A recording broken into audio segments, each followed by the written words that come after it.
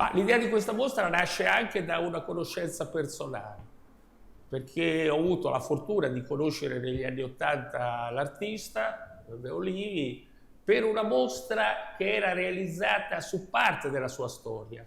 In quegli anni il Museo di Senigallia, il Museo dell'Informazione, era agli esordi e pensò di organizzare una mostra dei senigallesi che provenivano dalla scuola d'arte d'Urbino, quindi da quella che noi chiamiamo la scuola del libro.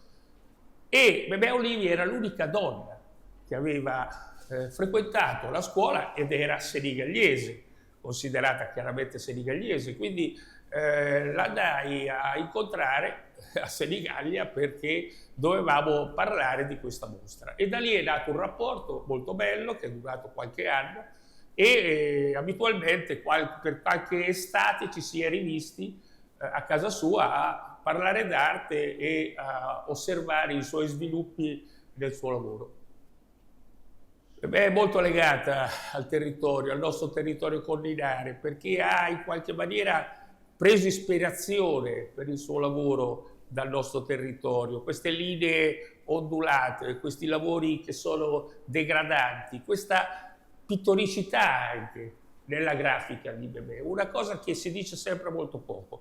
Lei è una grande calcografa, litografa, ma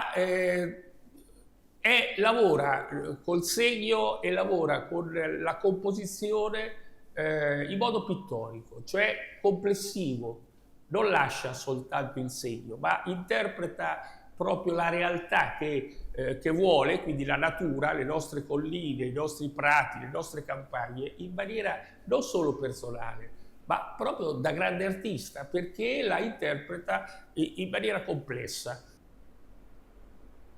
Qui ci sono i mitici taccuini degli artisti che appunto non avevano l'iPhone all'epoca e avevano sempre i taccuini. La Memè era una grande utilizzatrice di taccuini, allora piccolissimi formati come questo dove si possono trovare dei ritratti, delle indicazioni appunto su vetri, muretti, perché questo praticamente doveva essere in macchina, quindi l'ha fatto velocissimamente, o delle cose molto più elaborate come questi mazzetti, dicevi, fantastici, delle indicazioni celeste e non riesco a leggere qual è il titolo.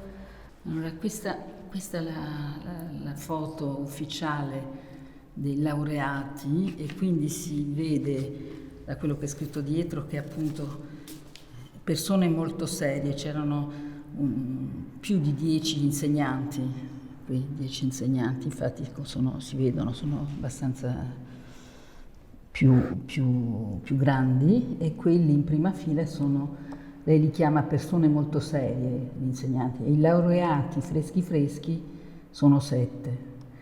Quindi nel 1942 sono stati 7 a laurearsi alla scuola del libro. E voilà, e Memè Gambini Rossano, maggio 1942. Allora, in questa vetrina ci sono disposte varie stampe fatte durante il periodo della guerra e fra le varie lettere effettivamente si trovano, ecco, ne ho presa una come esempio, non ve la leggo ma è interessante perché è un ragazzo che probabilmente era a scuola con lei e che si ritrova arruolato. L'isola disabitata, melodramma in un atto di Pietro Metastasio. Questa è stata la sua scelta di appunto illustrare questo libretto scritto da Metastasio che poi è diventato un'opera di Handel. Quindi lei ha scelto questo libretto qui e ha fatto le 7 tavole in litografia e ugualmente ha dato le disposizioni perché venisse scelta questa impaginatura, questo carattere, questo font, e quindi questo libro è stato il suo lavoro di fine diploma.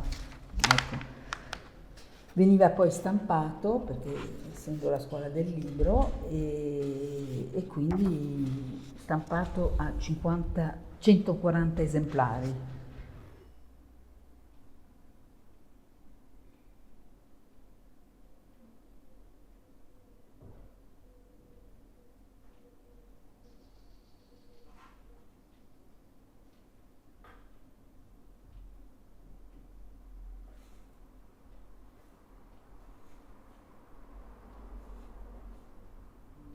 L'omaggio di Amélie è un omaggio ovviamente voluto, costruito da noi.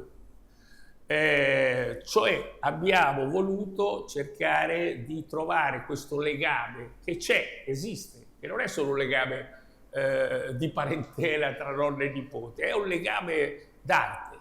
E il legame sta ovviamente non nella natura dell'opera, che è estremamente diversa, ma sta nella ricerca artistica che entrambi hanno voluto, hanno scelto per la loro vita.